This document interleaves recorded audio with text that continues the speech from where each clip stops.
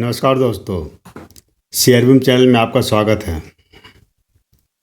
दोस्तों, अभी पिछले दिनों रिलायंस का डीमर्जर हुआ था और जियो फाइनेंस सर्विसेज लिमिटेड नाम की एक नई कंपनी शेयर मार्केट में लिस्ट होने वाली है। अभी उसकी प्राइस निकला है और वो प्राइस निकल के आया है 261 रुपये 85 पैसे।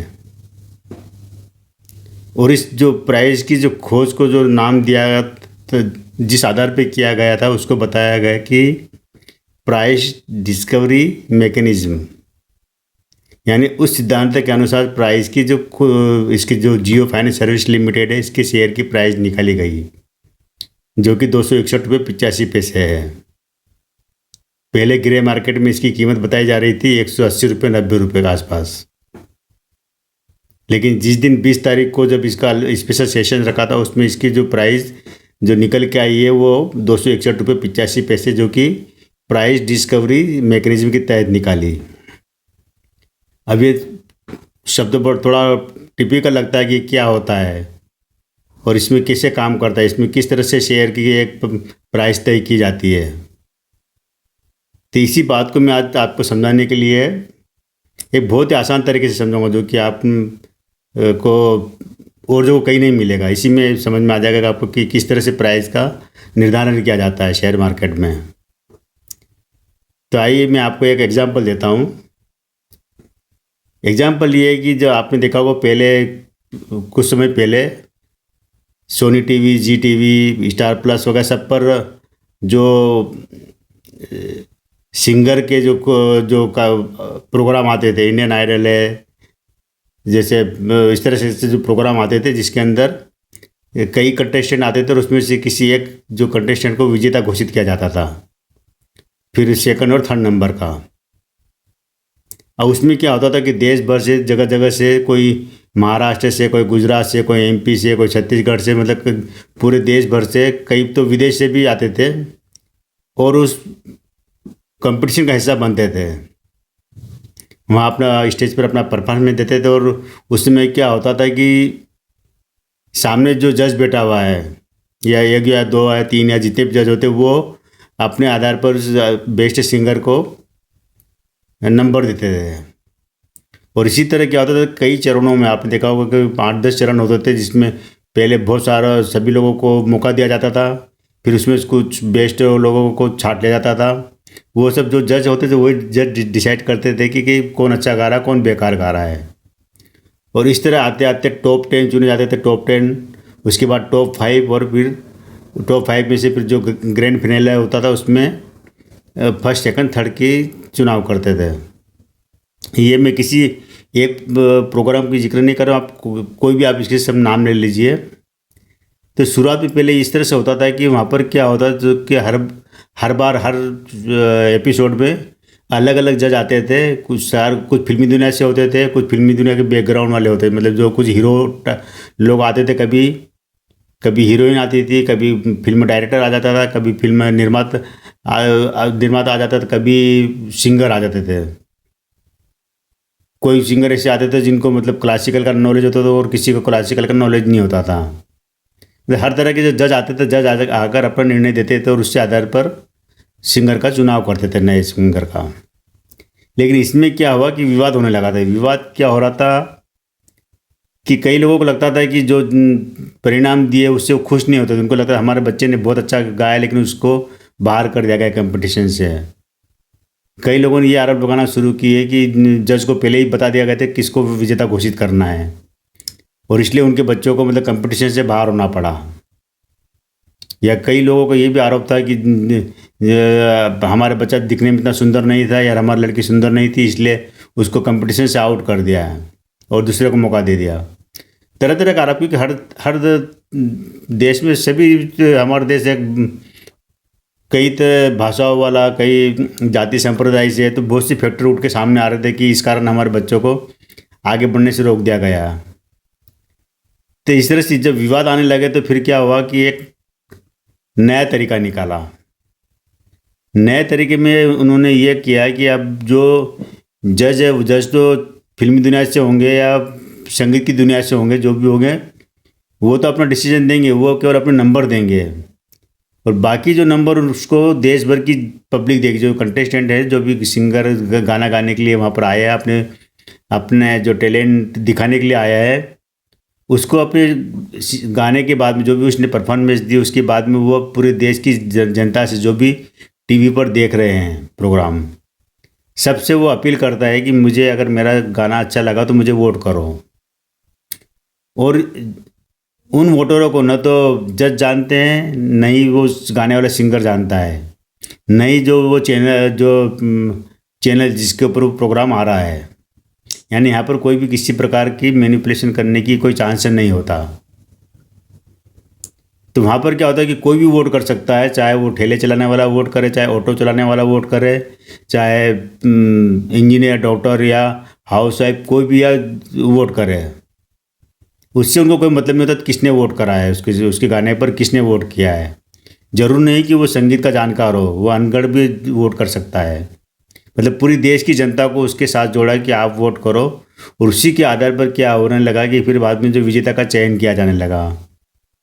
जिससे क्या हुआ कि जो कंटेस्टेंट में या उनके पेरेंट्स के अंदर जो आशंकाएं शंकाएं जो उठती थी प्रोग्राम को लेकर, जज को लेकर, वहाँ के जो एंकर को लेकर, तमाम तरह के जो सवाल खड़े होते, सवाल आना बंद हो गए, क्योंकि अब जनता फैसला ले रही थी कि जनता ने मतलब डिसाइड कर लिया था कि किसको आगे बढ़ाना है या किसको वोट करना है। तो उसी आधार पर विजेता का चयन होने लगा। और उसमें कुछ वहाँ पर जज के नंबर होते थे, बाकी जो मैक्सिमम नंबर होते थे वहाँ पर जो वो देश भर की जनता वोट करती थी। और ये वोट ऑन द रिकॉर्ड होते थे, जो वोटिंग होती थी ऑन द रिकॉर्ड होती थी, जो कि सभी जो कंटेस्टेंट उसमें जो होते हैं उनके पेरेंट के सामने उनको बताया जाता है कि आपके बच्चे ने जो परफॉर्मेंस दी है, जो गाना गाया, उसके ऊपर देश भर से इतने वोटिंग आए हैं आज के एपिसोड में। और उन्हीं जो वोटिंग के आधार पर ही उसकी विजेता, उपविजेता और मतलब फर्स्ट, सेकंड, थर्ड का चयन कर लिया जाता था। तो ये यहाँ पर क्या हुआ कि जो सिंगर की खोज, मतलब एक सिंगर की खोज को पूरे देश ने मिलकर उस सिंगर को आगे लाया है। इसी तरह से जो होता है जो प्राइस डिस्कवरी मैकेनिज्म, मैंने आपको ये उदाहरण इसलिए समझाया है कि इससे आपको समझने में आसानी होगी। अब प्राइस डिस्कवरी मैकेनिज्म में क्या होता है कि जो भी शेयर की जो रखा गया पटल पर सामने, जैसे जियो फाइनेंस सर्विसेज लिमिटेड का, तो इसमें क्या करा कि इसमें जो रिलायंस इंडस्ट्री ने तय नहीं करा उसका रेट, कि जो जियो फाइनेंस का इसका रेट क्या होगा। ये सारे जो शेयर होल्डर है, जो शेयर खरीदते हैं, ये जो शेयर मार्केट से जुड़े हैं, उन लोगों पर छोड़ दिया है कि आप ही तय करो कि शेयर की कीमत क्या होगी। और उसी आधार पर जितनी कीमत अगर तय होगी है, उसी आधार पर हम जो रिलायंस इंडस्ट्री शेयर का आपने जो खरीद रखा है उतनी कीमत कम हो जाएगी। यानी कि आपने अगर उस दिन लास्ट दिन जो भी प्राइस रहेगी और जितना आप सबसे ज़्यादा वोटिंग आई, सबसे ज़्यादा मतलब खरीदार उस रेट पे खरीदने के लिए तैयार है, तो हर कई जो बड़े छोटे सभी जो शेयर खरीदार थे मार्केट के, जिनको न तो अंबानी ग्रुप को जानता था, उनको नई एक्सचेंज को नहीं कोई दूसरे लोग जानते थे कि ये ऑफ़र जो लगा रहे उस नए शेयर के जो प्राइस के जो ऑफ़र दे रहे हो कौन दे रहा है। ये देश भर से लोग थे और सब जगह से। तो उसमें क्या हुआ, कुछ दिन जितना ये 2-3-4 दिन में जो रिलायंस इंडस्ट्री का जो शेयर चढ़ा और करीब 2841 रुपये तक पहुंचा था, ये 2841 रुपये 85 पैसे तक।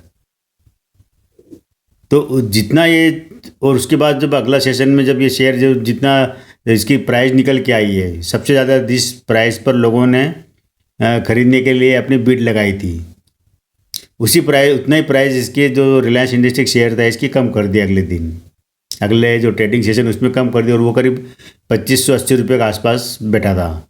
तो ये अंतर रहा, मतलब जो 261 रुपये 85 पैसे और जो 2841 रुपये रिलायंस इंडस्ट्री के शेयर की पहले प्राइस थी, बाद में जब इसकी जो जियो फाइनेंस सर्विसेज की जो रेट निकल के 261 रुपये 85 पैसे, ये माइनस करने के बाद जो लास्ट जो प्राइस रही रिलायंस इंडस्ट्री की जो वो रही है 2580 रुपये।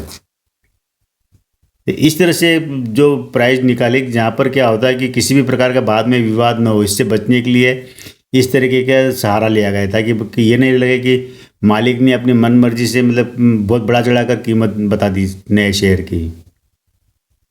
तो कई ऐसे विवाद न हो, इसलिए इस तरह से पारदर्शिता अपनाई जाती है, जिससे पारदर्शिता में क्या होता है कि किसी भी शेयर धारक को, जिसने रिलायंस इंडस्ट्री का शेयर आज खरीदा हो या पहले खरीदा हो, अब उसको ये नहीं लगे कि मेरे साथ चीटिंग हुई, मेरे साथ धोखा हुआ है। तो ये यहाँ पर तो जो क्या हुआ था कि उसकी प्राइस किसने तय की? मार्केट ने तय की, लोगों ने तय की। जिस तरह की जो इन्हें वो जो सिंगर के जो कंटेस्टेंट होते थे, उसमें जो सिंगर का जो चयन कौन करता? पूरा देश करता था, पूरा देश मिलकर चयन करता था कि ये बंदा सिंगर बनने लायक है। उसी तरीके से यहाँ पर शेयर की प्राइस निकल के आए कि हाँ, ये जो नई कंपनी है, इसके शेयर का ये प्राइस होना चाहिए, और इस प्राइस पर लोग खरीदने के लिए तैयार है। तो वही प्राइस निकल गई जिसको कहा गया प्राइस डिस्कवरी मैकेनिज्म। तो उम्मीद है आपको समझ में आ गया होगा कि किस तरह से शेयर की प्राइस तय की जाती है, और किस तरह उसको मतलब बिल्कुल पारदर्शिता के साथ, कोई किसी भी प्रकार का शक की गुंजाइश न रहे, उस आधार पर निकाली जाती है। तो आई होप कि आपने जो अगर शेयर खरीद रखा होगा रिलायंस इंडस्ट्री का, तो आपको जियो फाइनेंस सर्विस लिमिटेड का शेयर भी मिल जाएगा। आपको जब भी ये लिस्ट होगा तब मिल जाएगा, उस दिन आपके पास आ जाएगा ये, जिसके लिए आपको कोई भी पैसा देने की ज़रूरत नहीं पड़ेगी। वो आपको फ्री में नहीं कह सकते, आपने चूँकि रिलायंस इंडस्ट्री में पैसा लगाया तो फ्री में तो नहीं है, उसी पैसे में आपको ये शेयर ऐड करके आ जाएगा आपके पास। तो ये वीडियो कैसा लगा ज़रूर बताना मुझे, और इसको शेयर कीजिए, सब्सक्राइब कीजिए, लाइक कीजिए, और अपने दोस्तों को बताइए। कल फिर हम मिलते हैं एक नए वीडियो के साथ में। थैंक यू दोस्तों।